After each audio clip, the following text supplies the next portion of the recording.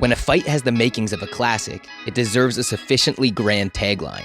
So after Evander Holyfield TKO'd Mike Tyson to claim his WBA heavyweight crown in 1996, promoters aimed high with their slogan for the sequel, "The Sound and the Fury." The phrasing was apt. All of boxing anticipated a loud and furious rematch. Holyfield-Tyson II pitted an aging yet resurgent legend against a vanquished champ who was still regarded as the best heavyweight around. Either Iron Mike would validate that belief, or Holyfield would prove beyond doubt that his stunning victory was no fluke. Neither outcome came to be, but what ensued in the ring at the MGM Grand in Las Vegas registered as much more memorable. Forget the sound and the fury. The events of June 28, 1997 boggled the mind, and now we remember them by a very different phrase: the bite fight.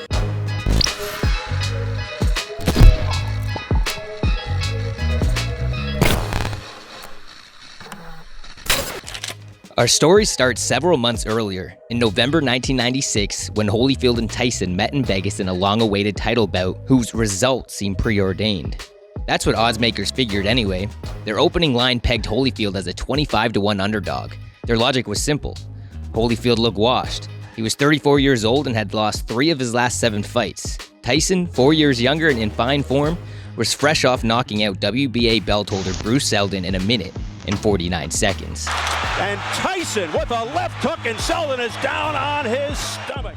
Soon enough, Holyfield rendered all that recent history, as well as Tyson's 45-1 record, utterly meaningless. Like the overachieving warrior that Oh, down goes Tyson, a left hook. He knocked down Tyson in the 6th round, stopped him in the 11th, and emerged from the night with an astounding upset to his name and a pronounced emotional edge. He's got Tyson in trouble. Tyson's ready to go. A straight right hand. The Talbot stops the fight, and Holyfield has I can't believe what I'm seeing. Tyson was none too pleased that Holyfield had headbutted him throughout the bout.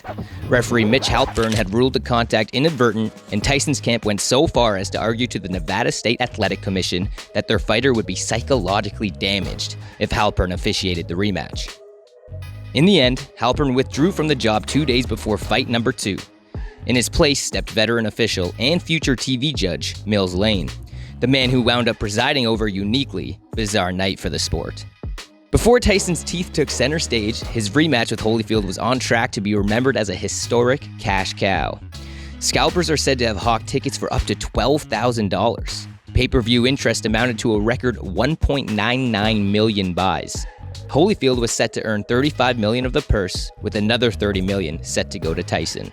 At least one viewer entered the night with a foreboding feeling. Years later, the famed trainer Teddy Atlas recalled a journalist asking him on the day of the fight what he thought would go down. Atlas replied, "I think Tyson is going to find a way to get disqualified." Trust me, my belief and theory in life is to destroy or be destroyed. And I'm looking forward to destroy. When the opening bell tolled, Tyson looked overcome by the moment.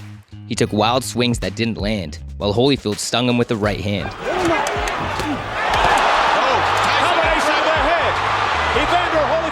In the last seconds of round 1, the energized crowd started chanting Holyfield's name. The chance of Holyfield stopped early. Round 2 was much the same for Tyson, and it also foreshadowed the mayhem to come. As Holyfield ducked at Tyson right, the top of his head connected with Tyson's eye, opening a cut. There's a cut around the right eye of Mike Tyson. That headbutt was also ruled inadvertent. When Tyson returned to the middle of the ring for round 3, the action lived up to its original billing. It was furious. Tyson went at Holyfield with urgency. He hit him with a couple of quick blows, he tagged him with a left hook to the head, and then a right. For a time, the crowd was chanting Tyson's name. The crowd is turning. And then, with 40 seconds left, What happened here? He got bit, I think. Evander Holyfield, look out, he's pushed right here. no one in the building could believe what Tyson had done.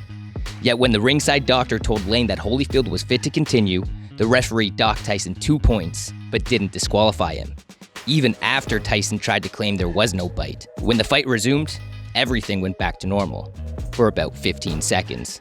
Holyfield landed a jab, Tyson responded with a left hook, then Iron Mike went in for seconds. You know, it's funny, Mike was having his best round. He did it again. Lane allowed the round to finish, but the bite marks on each of Holyfield's ears were too much to overlook. He called Tyson out on 2 strikes, ending the fight and setting off a chaotic fracas as Tyson charged the opposite corner and police hustled to intervene. Amid the confusion, after Tyson left the ring to booze and tried to invade the stands to track down a fan who'd thrown a bottle, an MGM Grand employee found something strange between the ropes. He headed to Holyfield's dressing room to present his discovery: a piece of the fighter's ear, wrapped in a latex glove. Mysteriously, the chunk of flesh was lost en route to the hospital before it could be reattached to Holyfield. I just give praise to the Lord that it's not worse than it is. I thought my ear had fell off. The consequences for Tyson were similarly lasting. Writers at the scene condemned his brutal act. Nevada's athletic commission hit him with the harshest possible penalty, a $3 million fine and the temporary suspension of his boxing license. The bite fight was a permanent stain on Tyson, one that he couldn't easily rationalize. 2 days after the fight, he appeared on TV to apologize to Holyfield and to explain that he just snapped. Years later, he reiterated his wrongdoing in an interview with Sports Illustrated. At that particular moment, I realized I was an undisciplined soldier. And that's what really bit me in the butt, Tyson said. It's never supposed to be personal, and I took it personal. Thanks for watching. If you like this video and want to see more content like this, hit that subscribe button.